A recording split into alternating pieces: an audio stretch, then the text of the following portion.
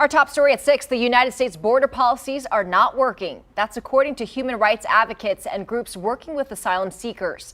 The U.S. government says it expels the majority who cross the border, admitting about 30% try to cross again. Expelled asylum seekers often end up in the camps along the border. When KENS 5 border reporter Anastasia Bolton first told you about one such encampment this spring, it was really small. In this Eyewitness News original, we're seeing how things are different now, just across the border from the city of Hidalgo in the Rio Grande Valley. Just over the international bridge from Hidalgo, Texas, is Reynosa, Mexico, and a little city within it. An encampment built by people waiting to get into the United States. People Central Americans, Hondurans, Guatemalans, people from Afghanistan, China, Russia. Felicia Rangel Sampanaro has seen the camp grow from a few people last spring to what it is now. We now have over 2,000 people living on this small space.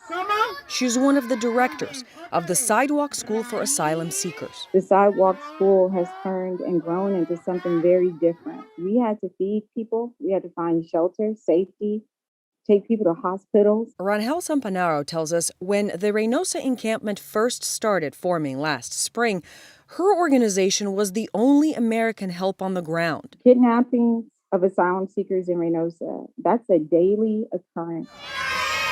Still, there are now 4 sidewalk schools in Reynosa, teaching about 500 students. At the very least we can give them are the basic necessities so they can navigate through their life. Rangel Sampanaro says the majority living at the Reynosa camp have been expelled by the U.S. under Title 42. Most of them have nothing to go back to. Title 42 is a CDC rule that allows the government to remove people from the United States because of the pandemic. I don't think Title 42 is working as a public health measure or as a deterrent. Lindsay Gray is an immigration attorney who trains others to represent asylum seekers. She runs nonprofit Vicina. There are 2 studies that have been done on whether immigration enforcement or the threat of enforcement is an effective deterrent. And the answer in both studies is no. When families and people are desperate, they will try to enter the United States in search of safety however they can. Another thing that we're seeing is this rise in recidivism, where people try to enter the United States without permission over and over again. The administration has been repeatedly discouraging people from taking the dangerous journey.